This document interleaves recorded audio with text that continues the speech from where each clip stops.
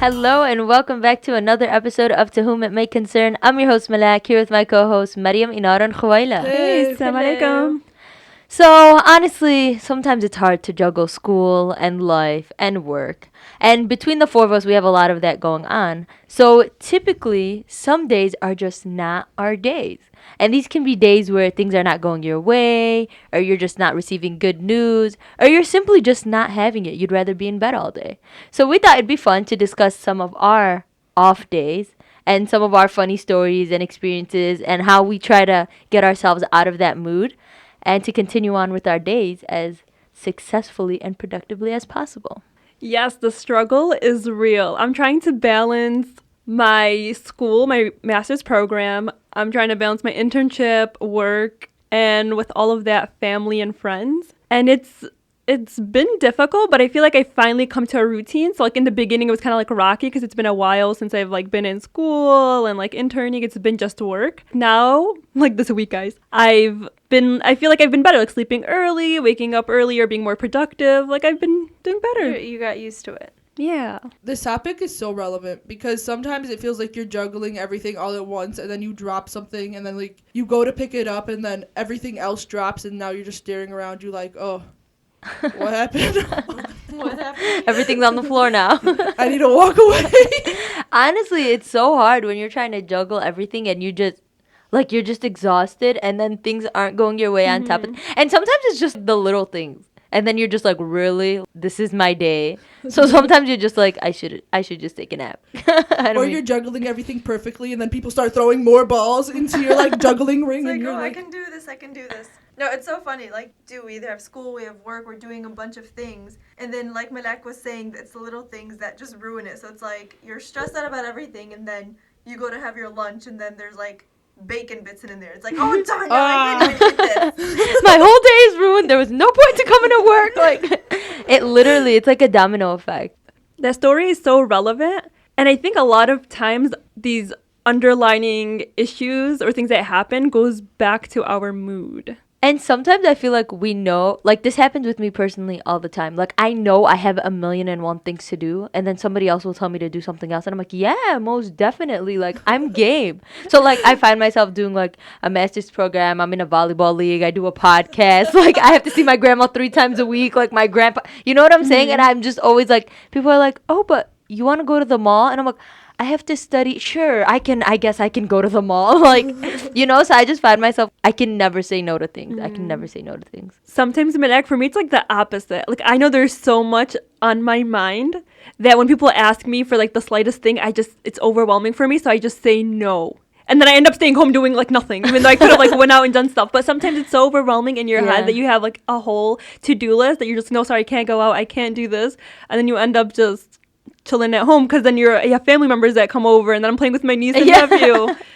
When I feel like when I'm under a lot of stress, I find like the smallest things to waste my time. Like I'll literally be doing it like I'll decide to like go on the treadmill for an hour randomly. It's like I have 3 exams. Let me walk on the treadmill. Like it's just random things and then I like think to myself, I'm like, wow, I wasted so much time. And that's why I find I'm in that cycle of like, this is just not going my way. This is not going my way. But in reality, most of the time I like put it on myself, honestly. And some of the times it's even the simplest of things that you're like, oh my God, I just can't. Like responding to a text message.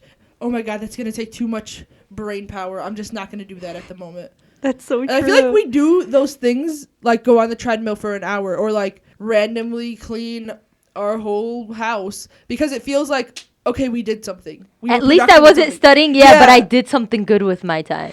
Or it's like a way of pushing off what you actually have to do and like distract yourself from it. I've been recently, like, if I try to get out of doing something by going on the treadmill, then I'll study while I'm on the treadmill or something. Like, I'll try to make myself do what I have to do. Like, I can't get away from it. I can't escape what I have to do. That's really good. But I don't do that. But I do think that when I'm having off days or when I'm feeling overwhelmed, it also really starts to affect my mood and the way I'm kind of reacting to things and reacting to the people around me. So I just laugh about my bad days now. Like, I'm like, oh, of course. When I need to scan 10,000 documents for work, the scanner decides to break. And then later on runs out of printer. And then later on, like, runs out of ink, not runs out of printer. But you know what I'm saying? I'm just like, of course, this is what I It just expected becomes from like, you. oh, it's not my day, it's not my week, my year, my life. You My know, it's just decade. like, that's just the norm now. This is how I live life. So this is what life's deciding to do. Yeah, it is. And I don't know. I feel like even people at my age, though, like I see in the master's program, like they're maybe a few years older than me, like 3 or 4 years older than me. But some people are even like married and have kids. And I'm like, how are you doing this? But Like, I'm sure they feel the same way as you. yeah, like so much pressure and so much going on. I'm like, wow, you really look like you got it together. Does anyone really have it together, though? Or is it just like a front? That not maybe they don't even like mean to put up that front, but everyone's always gonna like put a good face on or like put their best foot forward. You know what I mean? Yeah. But no one is gonna. They themselves don't feel that way. No, but I see it. Like in my master's program, I'm talking to girls like they're already ahead of like they already did the readings. They already did the assignment. They already wrote their essay a week in advance. And I'm like, yeah. But do they still like? Are they the type of girls that'll feel behind if they're not? Like if they don't do it There. so far in advance. They still have that feeling, that mood of that there's not stuff being to where they do. want. Yeah, and I think it's because they're thinking about the next week of assignments, or the week that has yet to come. But to me, I'm just like, wow, like I'm so impressed. I'm like, yeah, I have yet to do the reading, and it was supposed to be done today. You know, I was like, I made my bed this morning. I came to school without any stains on anything. It doesn't mean I'll leave that way, but I came that way. No, I mean, I agree with Khawaila. I doubt that everybody's feeling 100 at all times. But it's also, you don't want to walk around or constantly be upset if things aren't going your way either. Like, that's not a healthy way to live your life either. You may always feel overwhelmed or like, there's 1,000 things, but that doesn't mean I'm not going to laugh and I'm not going to smile. And But you can sometimes tell when some things are like just not the breaking point, but it's just not their day. You can tell. no, I get what you're saying, Khawaila. So usually when I'm not having a good day, I try to make someone else's day. And this one time, this did not go so well. So let me tell you guys what had happened with me. So here I was driving down. I was in Oak Lawn, okay, near the mall. So I was at a light and I saw this guy, okay, he was sitting, he seemed like really down. He had his belongings on the floor with him and he just looked so he looked homeless. And then here I was like, oh, you know what? I happen to have cash with me. So let me give him some money to make his day. So I was at the light, I put my window down, and I'm like calling him, like, excuse me, like calling him, trying to get his attention. And then he's not responding to me. And so I kept going at it. I was like, maybe I need to be louder. And I like go to the passenger seat and I'm waving my money, trying to get his attention, trying to tell him, hey, I want to give you some money to help you out. And then he stands up and starts cursing me out and yells at me. And I freak out and I'm looking at the light. Please turn green. I get so scared. And then I press the gas to leave, assuming that he wasn't homeless. So you you were trying to give a random guy who probably his belongings were something he went shopping for at the mall. It did not Waiting look for like the those bus. bags. Yeah, maybe he was waiting for the bus or something. But yeah, I was trying to give him money, but he was not homeless, and it made him super angry. And yeah, he was cursing me out. I was like, "Oh my god!" And I'm like, This is what happens And I when you literally try to- just like, When you're having a bad day already, you think something will make you feel good. yeah, right, literally. Maybe that guy just wasn't having a good. Maybe it wasn't that guy's day either. Honestly, though, I feel like when I'm caught in those situations, like I laugh and I'm like, wow, this is going to be a great story to tell. But one morning, this is when I was still in undergrad. One morning okay, so I'm the type of person that I really like to be a little early to classes. Like, I don't like to walk in, if my class starts at 8, I don't like to walk in at 7:59 because I like to be up and situated and focused already, like awake kind of. So I have a thing where if I'm late to being early, like I rush. Even though I'm not late to the class, but if I'm late to when I'm supposed to be out of the house, I rush, okay? So I had put together an outfit, feeling all cute and whatever. So I go and I try on my shoes. And then I was like, okay, because I couldn't find the original pair I wanted. So I'm like, okay, I'll just wear this pair. It's fine, whatever. And then I walk into the garage. I'm like, oh my God, there's the other pair. Let me change shoes to the other pair. So naturally, change shoes, right? Everything is fine and dandy. So I'm walking to school. I park my car. I'm not walking to school. I drive to school. I park my car. And I'm walking to class. And I swear, I'm like, my feet feel different. Like, each foot feels different because whatever, for some reason. But I didn't think anything about it. So I go to class, and it's a big lecture hall. And before the teacher starts, I look down, and I'm wearing one of each shoe. And Oh my God. they're different paired shoes. So I understood why my feet felt differently. One's and a I high just heel and one's yeah, a flat. I looked like I was like limping the whole time. No, it wasn't that obvious. There were two pairs of flats, but I just laughed. Like it was just so funny, they- and I was just like, Like they look the same though. yeah, like they were both black flats. I mean, they were shaped differently and they had like different designs on them, but Oh my for the God. most part, they're both flats. And I just like I was laughing so hard and it was so embarrassing. And my friends were like taking Snapchats and stuff. It was so embarrassing. It's just one of those days. But so that was in the morning. Did your day continue to get worse or better, or was it the same? I don't remember, to be completely honest. So it wasn't bad. Yeah, it wasn't necessarily a bad day, but it was just one of those things like, oh, so annoying. But I do remember that weekend was a really long weekend. I was studying a lot, like I had a lot going on. And then that was a Monday 8 a.m. class. So you can just imagine where my head was at that time. Like, Makes I was sense. so out of it. You never take an 8 a.m. class, ever. I think everyone always took I at took least a one 7:30 8 a.m. lab.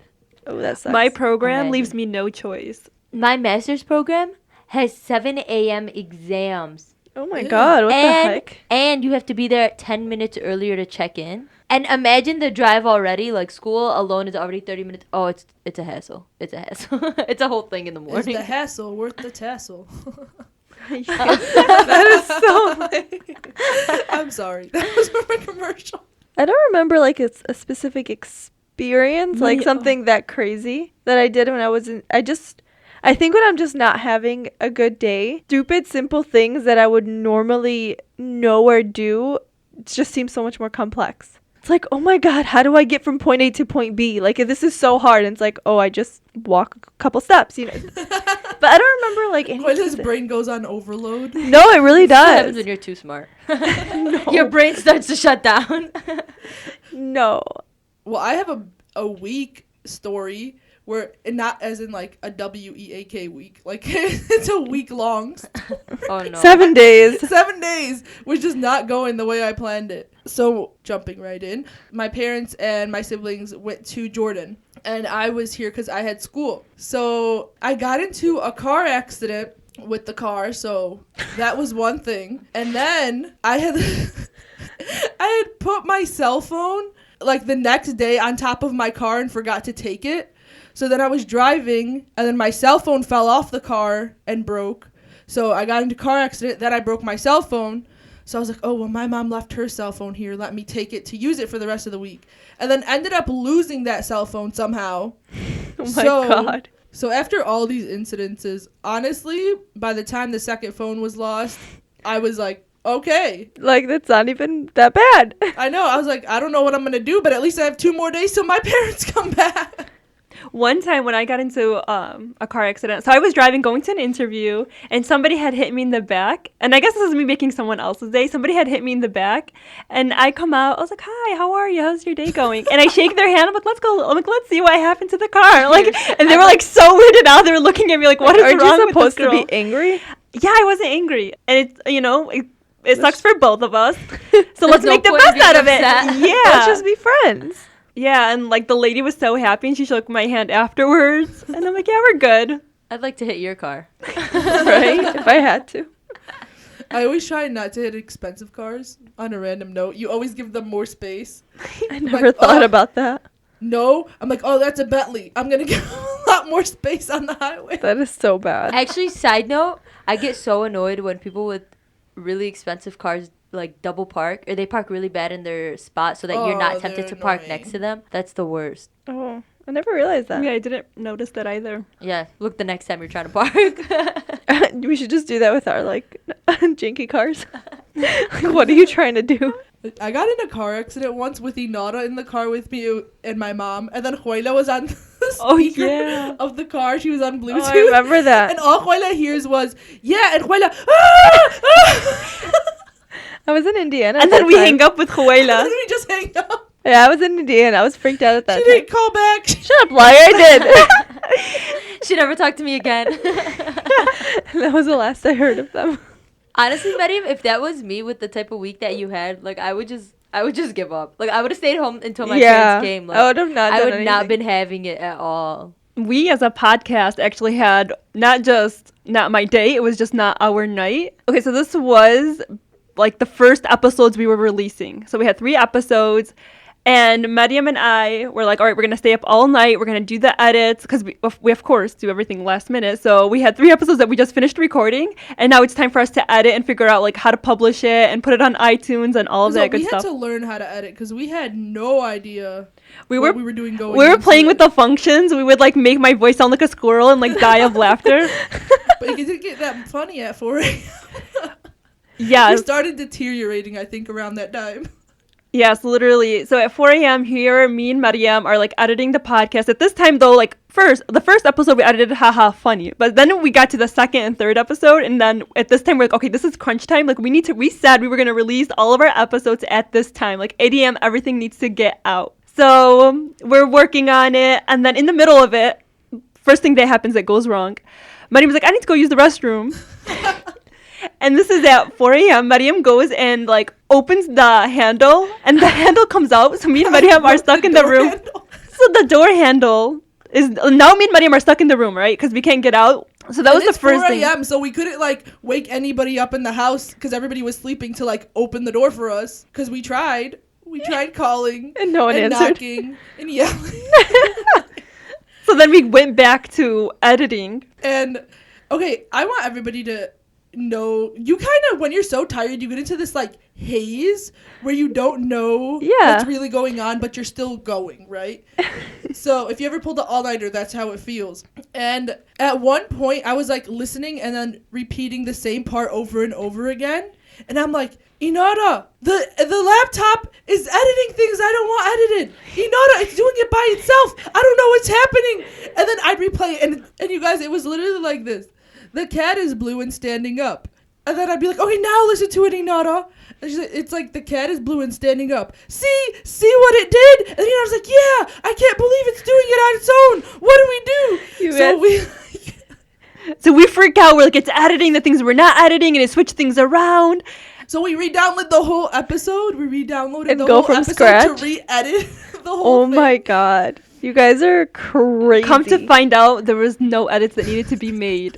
And the thing is, we already had released it. So this was, at this point, it was like 7 a.m. We had already released that episode, and we had to take it down and re-upload it. And like, hopefully nobody had listened to it. Oh my god. And I'm in the corner re-listening. I'm like, oh my god, Mariam, it switched around. And we're like You guys- freaking out. And you guys had school and work the next day too, right?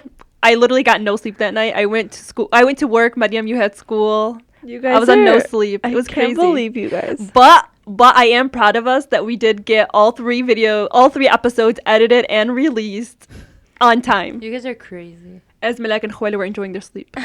I tried. I told you guys, and I slept. No I'm shade. I'm not even gonna lie. I did not Professionals. volunteer. No shade. Professionals. I did not volunteer at all. No, I remember I called you guys the next morning, and you guys had not slept, and I'm like, well, I'm going to work. Have a good day. That guys- empathy. No, you guys are too much. Anyway, so that was just that's our podcast, not our day story. I have another podcast, not our day story. We had recorded a whole episode, right? Oh my Sat here god. for like 3 hours recording this whole episode. Finally Come finished. to We got find up out, to leave. yeah. That was Come the to find out, worst. It wasn't recording through the mics. It was just picking up through the laptop, so the voice and everything sounded terrible. It was so bad, and then Yeah, we had to redo the entire episode. And I you know remember when that. it's not as natural that second time around? And Oh we were my kinda God. just like, really? Like, Like, we have to redo this all. Oh my god. We're like, you're so funny. Ha ha ha. But we laughed about it. That's, I think, the most important part about all these, like, not your day stories is you can't let these things get to you because they're gonna happen. Like, what happens, happens. And you're gonna need to just look at the situation, either laugh about it or just put a positive spin on it and just keep going. Be like, yeah, it sucks, but I got this. Yeah, exactly. Actually, I do remember a story. It was actually more recently. So this past month, I was in the ICU, and it has been exhausting. Like, it's just very, like, waking up early, staying there late, very sick patients. And so... What is the ICU for people who do intensive not know? care unit. So just basically when people get very, very sick, they go to the ICU. So it was one of my patients. He had come there's just a lot going on with him. In the end, he was having like he has coronary artery disease, or basically blockages throughout the heart. And he usually, if it's like 1 or 2, you can put stents to open it up. But he had more like significant disease, like in multiple arteries. So then the treatment for him would be for him to go to surgery, like a CABG, like a bypass surgery. So I consult the cardiothoracic surgeons, like, okay, you guys have to come evaluate the patient. He's probably going to need surgery to fix this.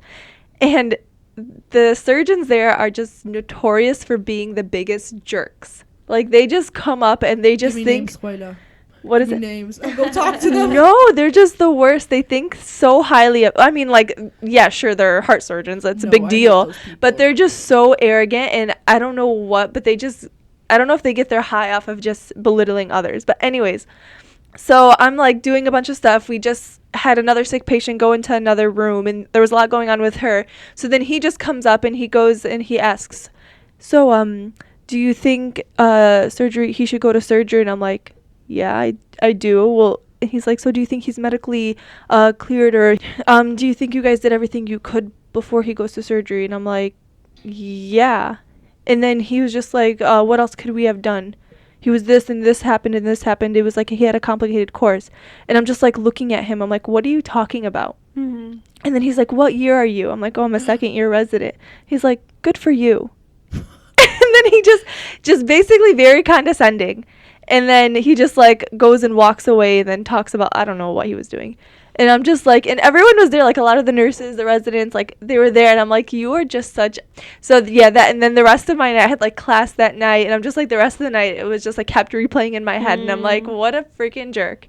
It just was, yeah, it ruined my night. Yeah. Yeah, and then the next day, I guess they kept talking about it because one of the overnight residents, he's like, oh, I heard what happened. I'm like, oh my God. Like, this is the next morning. I still have to hear about this, but whatever. But it's crazy. Like, you clearly did your part. You're like, I know we tried everything to make sure that he doesn't need surgery, but the result is he does need surgery, and here he is coming to, like... Did he end up getting the surgery? Yeah, he got it the next day. But... So he came to terms that the guy needed it. I don't know if he was trying to quote-unquote teach, or if he's just like that because he likes being a jerk. But it's funny because the next morning, like, we were all still, like, talking about it, and I was still upset about it. And we had a new attending that came on for that day.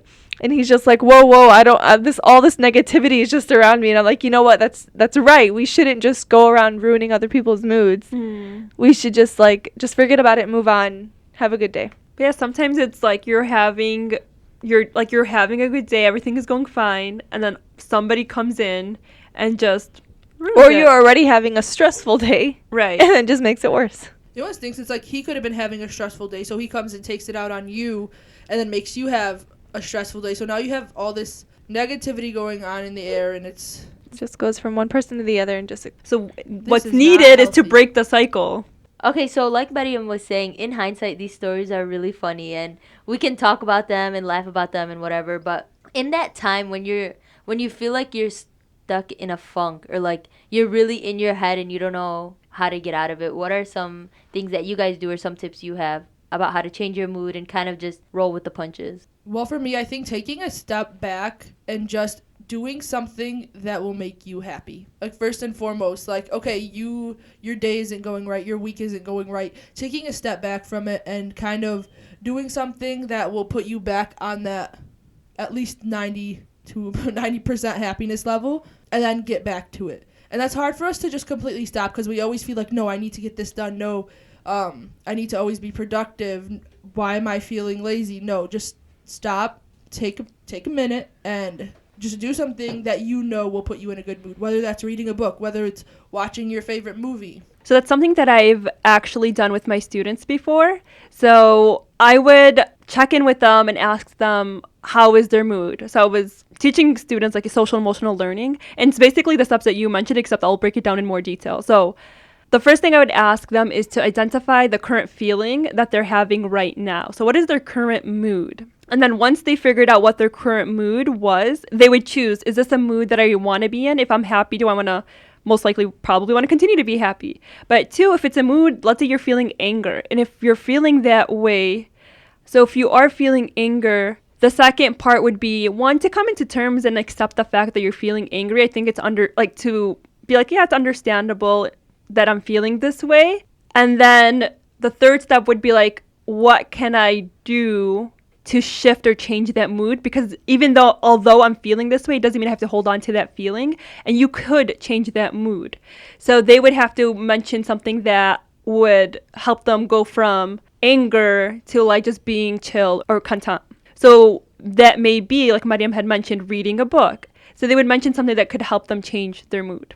I mean, those are really healthy ways to kind of get over it. I don't think I have like a specific healthy way. I kind of just like I mentally just kind of tell myself like this happens. There's nothing you could do about it. You got to keep like So just being okay with the fact that not everything's always gonna go as planned. And it's not to say that I don't get upset or I don't get angry or affected by it, but it's kind of like, well, what am I gonna do now? There's nothing I could do about it. So like.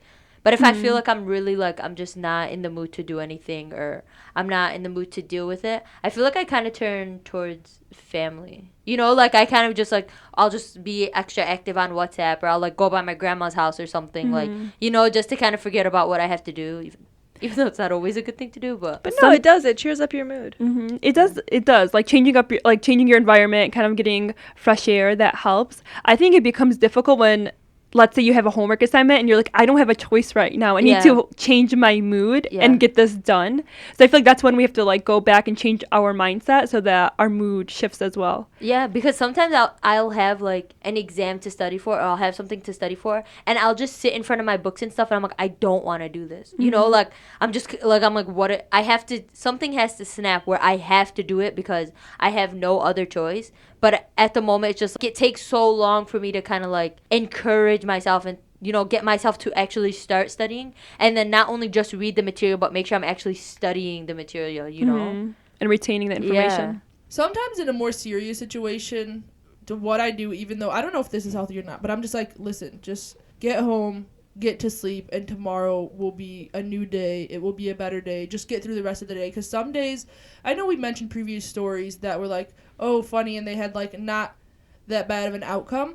But some days are super difficult. So, for example, one time I studied super hard for an exam, like all week long. I felt I was on top of the world with it. And then I get it back, and I ended up doing not well at all. So that already started off like my morning class, giving back my test, make me feel horrible. Then I'm going throughout my day, and then I go to lab, and my lab partner was just not cooperating with me, and it was just, we weren't communicating, and our lab took 2 hours longer than what it was supposed to be. And then my professor came up to me, and he was like, yeah, you're not going to be a doctor. You don't have what it takes. And at this point, I thought, like, I'm going to be a doctor. That's it. Like, this is my life goal. I've been striving for it for, like, 7 years now since high school. And to have someone say that in a place where you respect, I did respect his opinion beforehand. And then when he said that to me, I was like, forget devastated. Yeah, forget you. You don't know anything.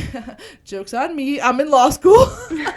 But that's not the point. The point is, like, these serious things were happening right after each other.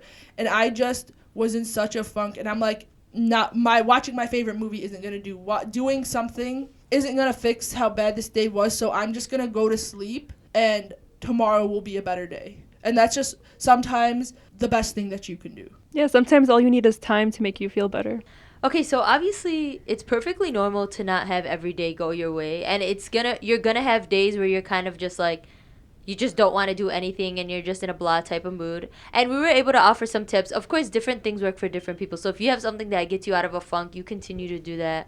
If you have funny stories that you'd like to share with us, we'd love to hear it. You could DM us and share it on Facebook and Twitter. We'd love to read them, laugh about it.